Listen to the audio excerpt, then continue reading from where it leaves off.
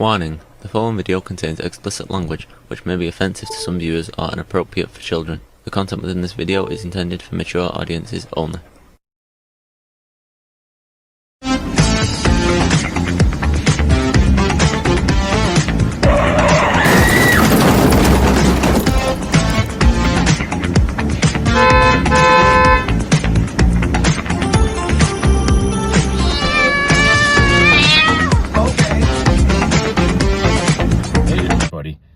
Got this video here from Kyle Kolinsky. I think we should see that. All right, guys, I got some big breaking news here for you, multiple pieces of big breaking news. So the legendary journalist Seymour Hersh is out with a big report on what's going on with Iran right now. And according to him, he says it's not just the case that the U.S. is gonna directly enter the war and start bombing Iran and going after their nuclear facility.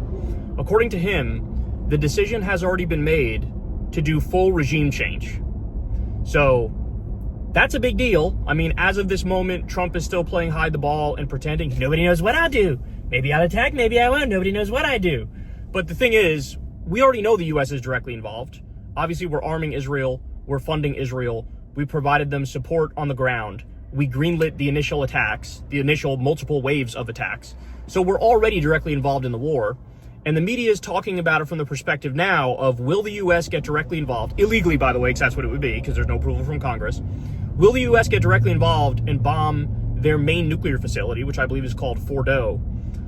And what Seymour Hersh is saying is, not only have they already decided we're definitely doing that, they're also going to go after the supreme leader, but then they're also going to go after as many other military and political officials as they can, and even go as far as to go after like the police stations in Tehran and things of that nature.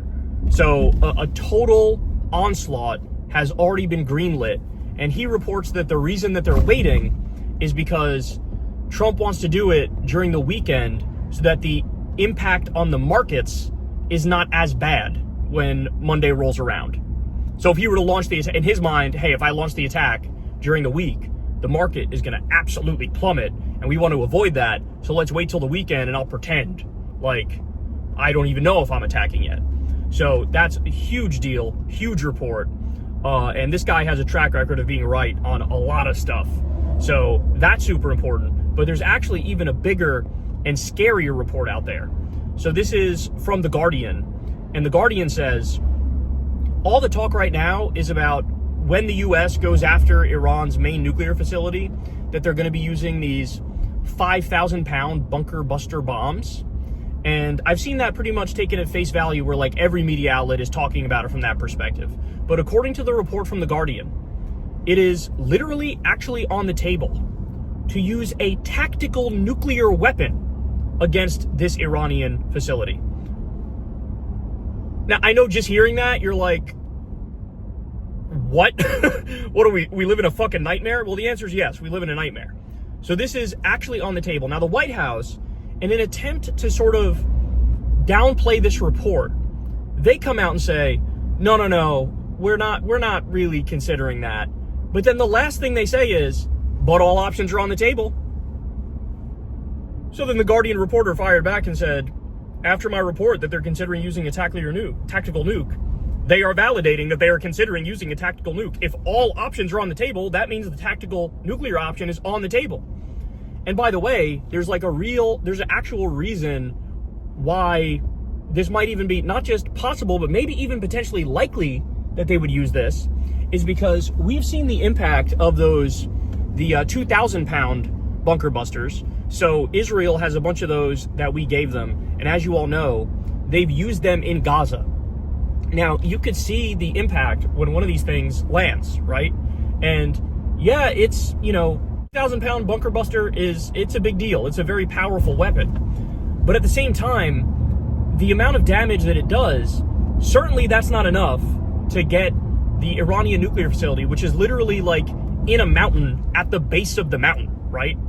And so we saw the damage the 2,000-pound ones do. That's nowhere near the damage you would need to take out this nuclear facility.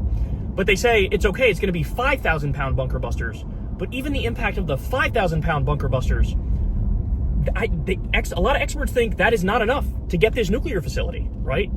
And so then the question becomes, all right, are you guys talking about let's launch like 10 5,000-pound bunker busters and think that that might work and get all the way to the base of this mountain where there's a nuclear facility buried inside?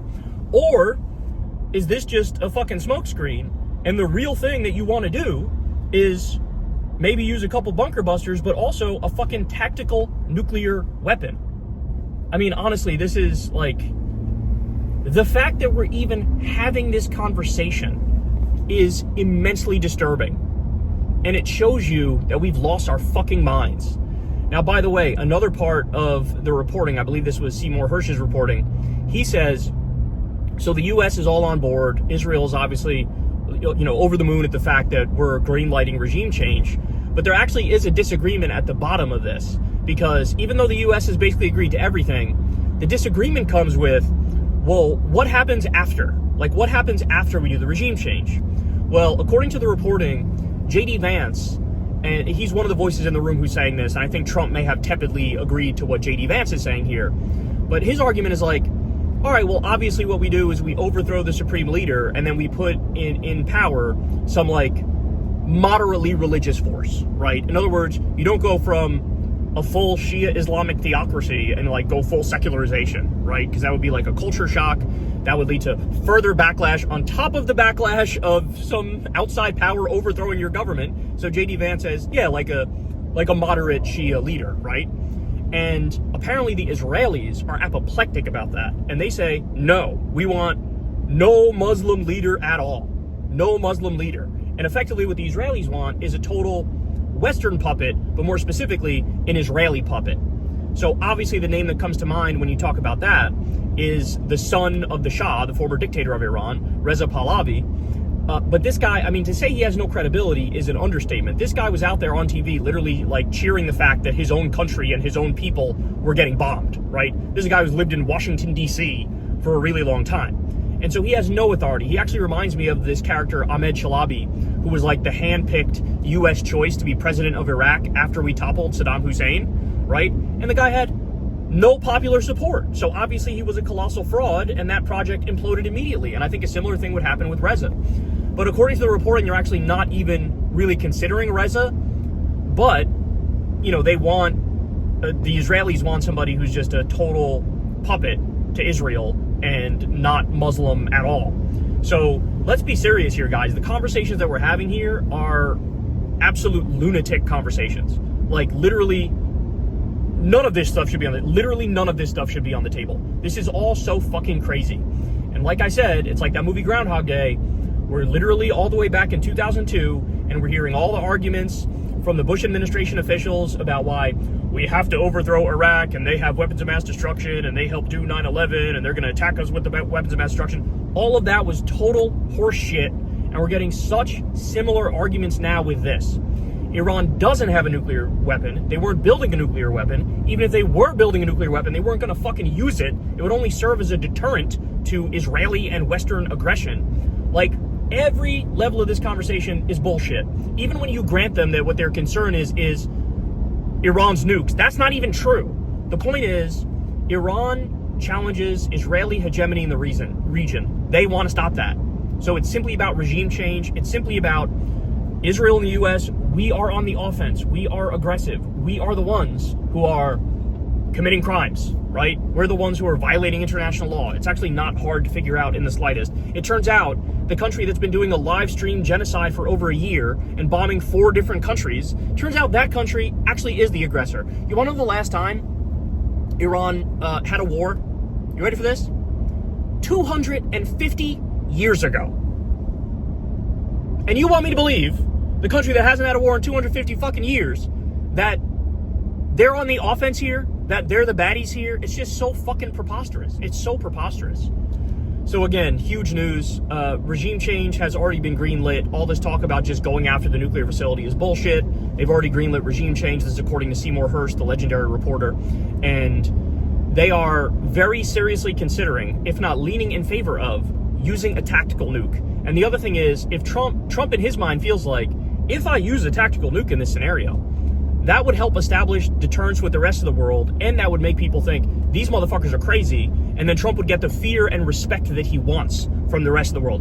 I'm saying this is in his mind. This is not the reality. The reality is you look at that and you go, this motherfucker belongs in an insane asylum in a straitjacket on Seroquel, right? That would be the correct reaction. But in his mind, he thinks, oh, this makes it much more likely that my word carries weight when I weigh in on Russia and Ukraine. This makes it more likely that all these countries that fucking like look down on us and don't like us, that they realize at the very least you have to fucking fear us and you have to listen to what we say. And so this is seriously being weighed, y'all. This is seriously being weighed. It's fucking horrible. And as I always say, man, do not say you weren't warned that Trump was a colossal warmonger. I cannot tell you how many times before the election I would do screaming segments at the top of my lungs. Don't choose him. He is the biggest warmonger. Look at what he did in his first term. And water off a duck's ass for most people in the political conversation. And that drove me crazy. It's like I was pissing into the wind trying to explain basic facts about how this guy's going to fucking destroy everything. So those are our big updates that we have for you. Now, on top of that, guys, everybody definitely keep your eye out on the channel because Crystal and I did a big debate with Cenk Uygur of the Young Turks for Crystal Kyle and Friends this week. You have the teaser clip drops in a little bit today, and then you have the full show drops a little bit later on around 8 o'clock Eastern time tonight. Definitely sign up on Substack because you're going to want to see this whole debate. So the way we split it up is Crystal did the first 30 minutes, I did the second 30 minutes. And we're posting, I believe it's about the first 30 minutes. So basically Crystal's portion of the debate is being posted as the teaser clip on the channel.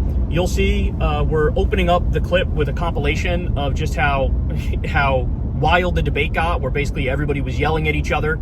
So you'll see a little mashup of all the times we yelled at each other. But definitely either sign up on Substack because you're going to want to see this whole debate, and you can see it as soon as it drops, the full video at 8 o'clock Eastern time tonight.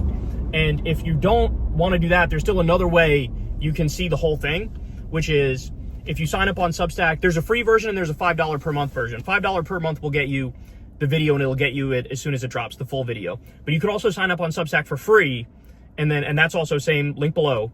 And that would make it so that when the full audio version drops tomorrow, which it drops on all, the major audio platforms, you can listen to it that way. So you could still get the whole debate. It would just be the audio only as opposed to the audio and the video. So 2 different options to listen to the whole thing. Highly recommend you listen to the whole thing. You're not going to want to miss this episode. So either sign up for $5 per month below. You'll get the full video as soon as it drops, 8 o'clock tonight Eastern time, or sign up for free and you will get the audio podcast as soon as it drops, and that drops tomorrow in full. But you're definitely going to want to see it. Basically, I mean, the gist of the debate was this. Cenk, after Trump got in the White House again this time, he looked at the scenario and he thought to himself, all right, look, I want to win. I want to win, and I think that the way to win is to try to build alliances with what he views as the populist right, and that's how the left wins power. And maybe if there's an alliance between the populist right and the left, we can get some wins under the Trump administration. Like, for example, maybe we'll get them to cut the Pentagon, or maybe we'll get paid family leave. That populist right and left-wing alliance is the only thing that could save us now. That's how he was thinking, because he was thinking like that because in Trump's first term, he was a big resistor. He was the fuck Trump and the horse he rode in on, and I'm going to crusade against these people. And so he felt like the hardcore resistance in his mind didn't really work. So now, all right, I got to try to open hearts and open minds and build bridges and get more people on our side from their team, right? Which is understandable from his perspective, because he felt like when I was crusading, that didn't work. In his mind, he thinks I only made the problem worse by being so partisan and such a crusader, where I turned people off who I otherwise could have brought to our side. And Crystal and I had the exact opposite evolution, where in Trump's first term, we felt like we were doing that project. I mean, Crystal's whole show is built on that project. Can the populist right and the populist left get together, and can we get change for the better if these two factions link up, basically? That's what her and Sagar have been doing since their fucking show started, back when they did Rising, never mind Breaking Points.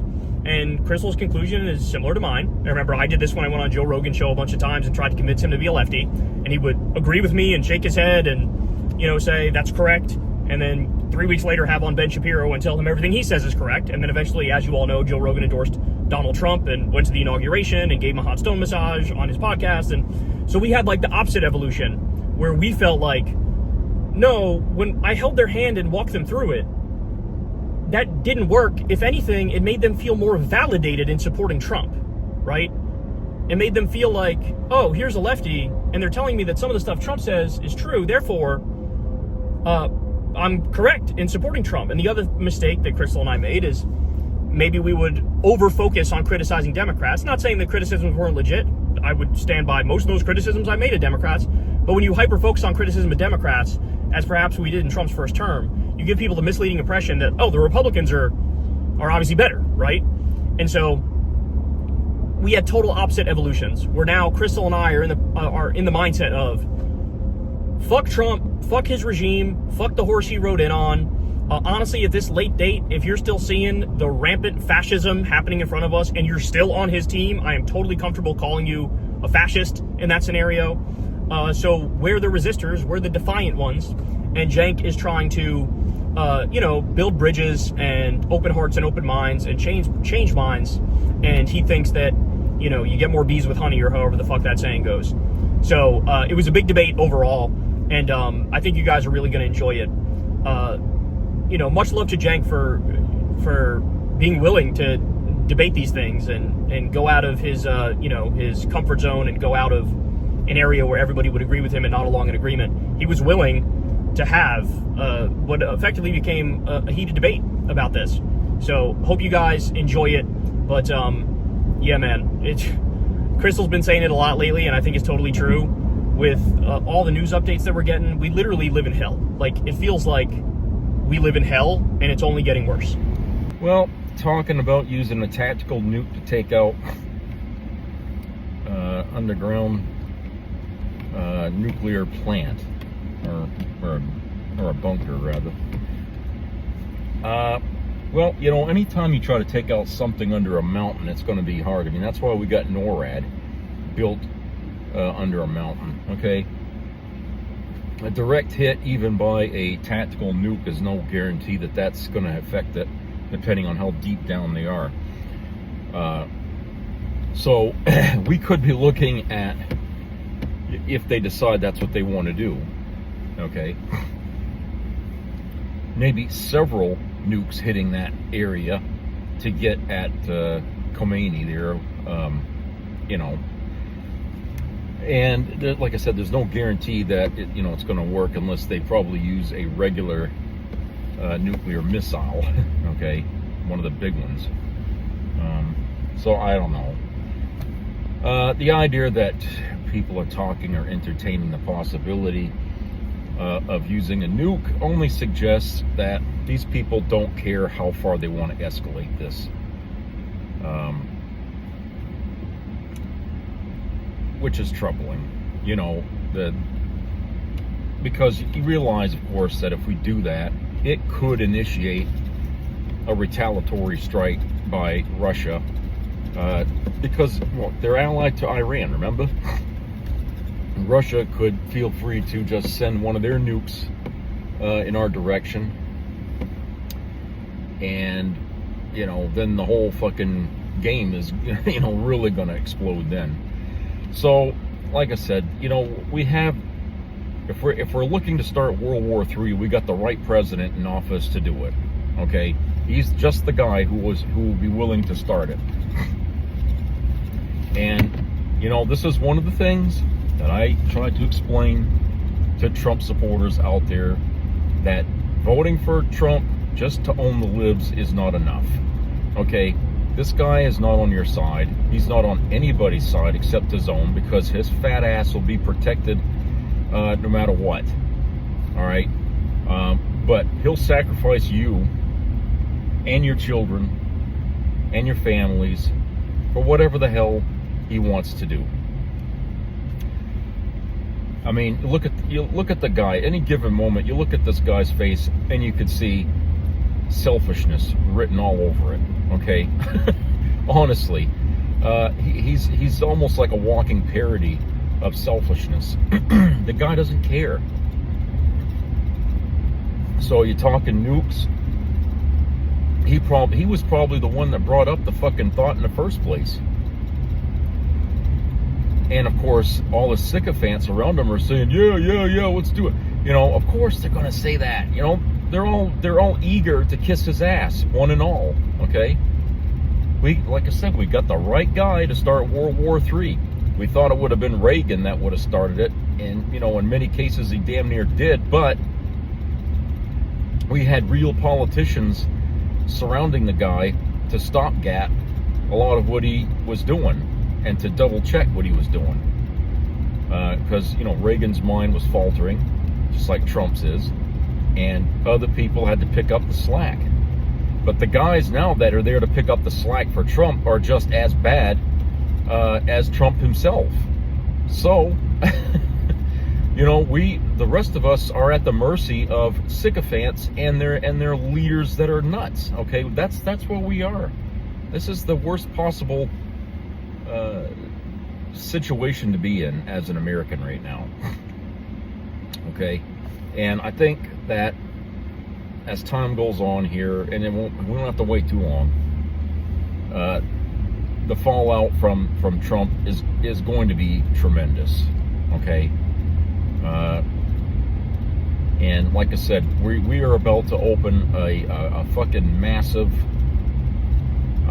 door here that really is going to suck this country right down the fucking toilet quicker than anything Trump could have done on his own. Okay, and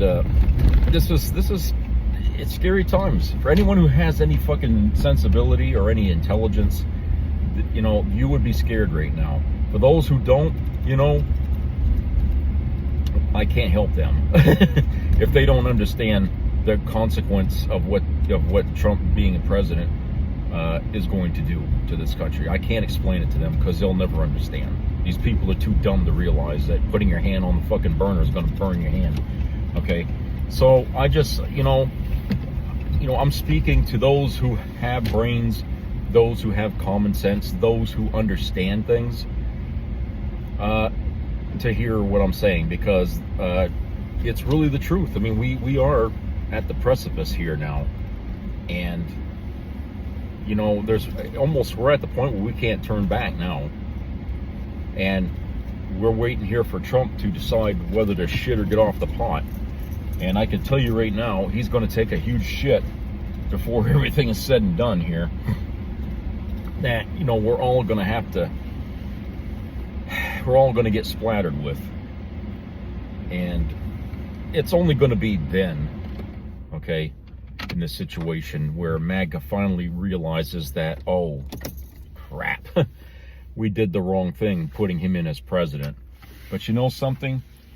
Life is not a video game. You can't reset the game because you fucked up somewhere in the game, okay? You can't reset it. Once you fuck up in real life, the consequences last, and they will follow you for the rest of your life. I mean, you can't get rid of it, you know. And I think a lot of people are going to come to that realization. Some of them already have. Some MAGA people already have, that have been, what can I say, affected by things that Trump has already done. And I feel like, you know, hey, you're on YouTube, TikTok, whatever, making videos saying how mad you are that Trump betrayed you and all this and that. And I find it very difficult to sympathize with such people because I'm not a genius. I'm not no college educated person. I graduated high school and I joined the military. But I have more common sense about politics than most people I've ever spoken to who are, you know, degrees and everything else. Okay, I've done more, you know, in my capacity to understand reality and the truth than most people out there have. Why is that? You know, why is it that the talking heads, like on Fox News, okay, who obviously, you know, they got educated through colleges and shit like that, why is it that those people there are the ones behaving like morons, and the people that they think are morons are acting more educated? Don't you see there's there's been a flip-flop here in the intellectual capacity of this country. The people that didn't go to college are the ones making better choices, I think. And those who have, I mean, they're the ones siding with those people that are wrecking our lives.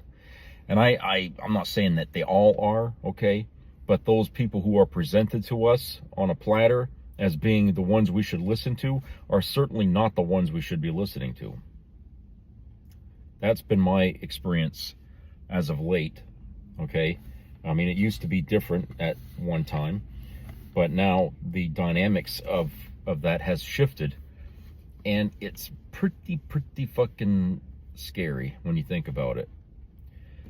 And the people that Trump surrounded himself in Washington, D.C. and his administration, the people that he has surrounded himself with are those kinds of people who really don't have a whole lot going for them outside of the confines of D.C. Their lives are shit. You know, their personal lives are shit. Certainly like Pete Hegseth. Okay. But they got nothing else going for them. And they've got no principles, it seems, no ethics. You know, Marjorie Taylor Greene tried to show that she's got ethics, so that was laughable. She's sitting there standing against Trump. And it's like, you know what? Just turn the TV off. She's got nothing to offer us here that's going to enlighten anything. She had her time. And she showed us how stupid and dim-witted she is. So anything she says, I don't even care if it is the truth. Nobody should ever listen to her. You know, she's out of her fucking mind. So, you know, those are the people that everybody's kind of listening to, paying attention to, and doing things with. And it's, you know, it's pretty fucking bizarre. You know, like I said, if we're going to have a World War III, okay, as people right now are kind of saying could happen, we have the right president, the right administration, and the right situation in Washington, D.C., as well as the right reason happening right now between Israel and Iran. Everything is as it should be on the chessboard in order for this to happen. Everything. Okay? We could end up in it right now. The bombs could already be flying. We could end up doing that right now. And I don't think our country has ever been as close to World War III as it is right now. I mean, okay, no, I take that back. The Cuban Missile Crisis was pretty fucking close, okay? We didn't know until the morning after whether there was going to be a war, okay? No. I think we're at that point almost where it's like the Cuban Missile Crisis 2.0. Okay? This is kind of what's going on. And, you know, people doing their lives, trying to ignore it and all that, okay, whatever way it helps to ease the stress. I mean, the stress level in this country over what Trump has done so far is through the fucking roof, okay? It's not a wonder that people are getting violent, getting nasty on the streets, fights are breaking out. People have already had it, and it's only been, what, 6 months? Okay, it feels like 6 fucking years with this guy. So when the months seem like years, you know things are bad. Things are bad. They shouldn't be like this, but they are. Okay? And Trump and putting up flagpoles around... what the fuck is that? Okay? Trump putting up flagpoles around the fucking Capitol. What's he saying with that? What's he gonna do? Put fucking... his face on all the flags or something? I mean, Jesus Christ. You know, it's like the most off-the-wall thing that, you know, he does here to get cameras around him. Because the guy loves to be in front of the camera. Okay? That's what he likes. And he does these things just for the attention, I think. But, you know, with Pete Hegseth here, rumors are saying that, you know, him and Trump are, you know, had words. Okay, I don't know if that's true or not, but I don't really care, because any trouble in paradise, as it's been described as, is good. okay? If it leads to Pete Hegseth getting fired, okay, so be it.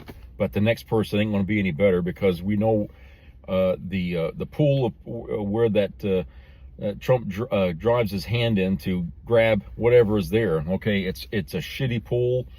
It's filled with sewage, and he's picking all his candidates out of it. So I mean, that's he'll replace him with some other nut. Okay, so in the end, getting rid of Pete Hegseth is only closing a chapter to a story that ain't finished yet. You know. Oh, I just, you know, it is difficult living in these times, okay? And I'm sure, like I've said, every generation has its trying times. Every fucking generation, okay? And, you know, I've had conversations with friends and stuff like that about what's going on.